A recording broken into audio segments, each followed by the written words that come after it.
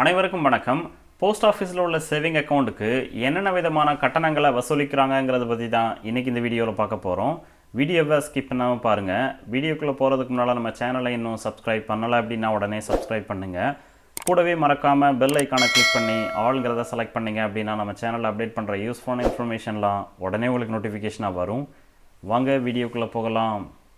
First account maintenance charge. Post ஆஃபீஸில் ஒரு saving account வச்சுருந்தீங்க அப்படின்னா அந்த சேவிங் அக்கௌண்ட்டில் குறைந்தபட்ச மினிமம் பேலன்ஸாக 500 ரூபாயாவது நீங்கள் மெயின்டைன் பண்ணணும்.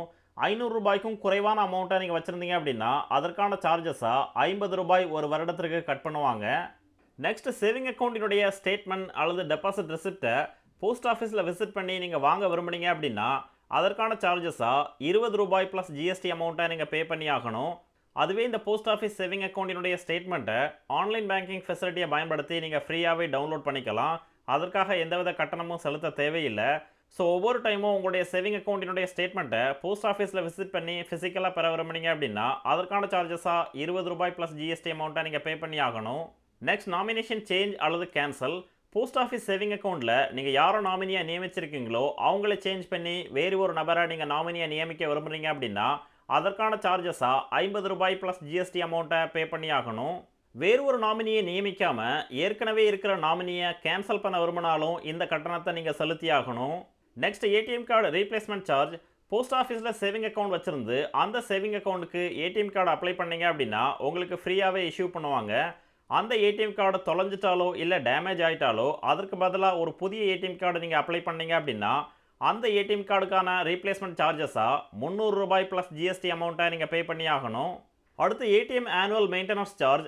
இந்த ஏடிஎம் கார்டுக்கான ஒரு வருடத்திற்கான மெயின்டெனன்ஸ் சார்ஜாக 125 ரூபாய் ப்ளஸ் ஜிஎஸ்டி அமௌண்ட்டை கட்டணமாக வசூலிக்கிறாங்க. போஸ்ட் ஆஃபீஸ் சேவிங் அக்கௌண்ட்டில் ஏடிஎம் கார்டு பயன்படுத்தினா மட்டும்தான் இந்த கட்டணத்தை நீங்கள் செலுத்தணும். ஏடிஎம் கார்டு பயன்படுத்தலை அப்படின்னா இந்த கட்டணத்தை செலுத்த தேவையில்லை. அடுத்து, டூப்ளிகேட் பின் அல்லது ரீஜெனரேஷன் ஆஃப் பின்.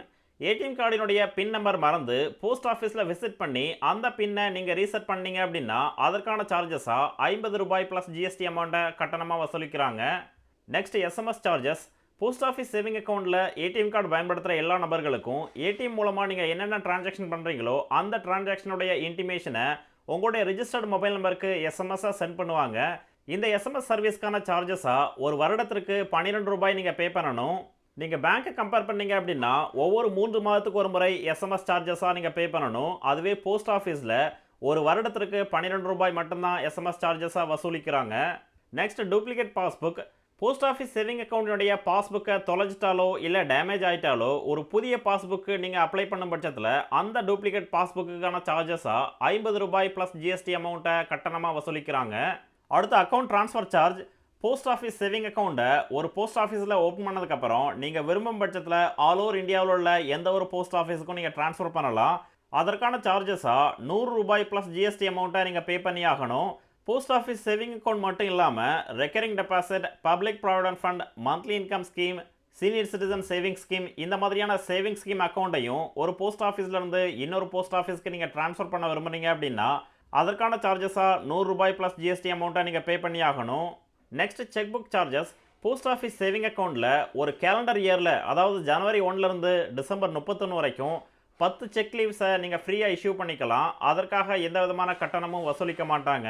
10 செக் லீஃபை தாண்டி ஒரு கேலண்டர் இயரில் நீங்கள் இஷ்யூ பண்ணுற ஒவ்வொரு செக் லீவ்ஸ்க்கும் 2 ரூபாய் கட்டணமாக செலுத்தி ஆகணும். Next, check dishonour charges. Post office saving account check நீங்கள் இஷ்யூ பண்ணதுக்கப்புறம் அக்கௌண்ட்டில் பணம் இல்லாத காரணத்தினால அந்த செக் பவுன்ஸ் ஆச்சு அப்படின்னா அதற்கான கட்டணமாக 100 ரூபாய் ப்ளஸ் ஜிஎஸ்டி அமௌண்ட்டை நீங்கள் பே பண்ணி ஆகணும். ஒவ்வொரு கட்டணத்துக்கும் ஜிஎஸ்டியாக 18% நீங்கள் செலுத்தி ஆகணும். இந்த வீடியோ உங்களுக்கு பிடிச்சிருந்ததுன்னா மறக்காமல் லைக் பண்ணுங்கள், கமெண்ட் பண்ணுங்கள், உங்கள் ஃப்ரெண்ட்ஸுக்கு ஷேர் பண்ணுங்கள், சேனலை சப்ஸ்கிரைப் பண்ணுங்கள். நன்றி, வணக்கம்.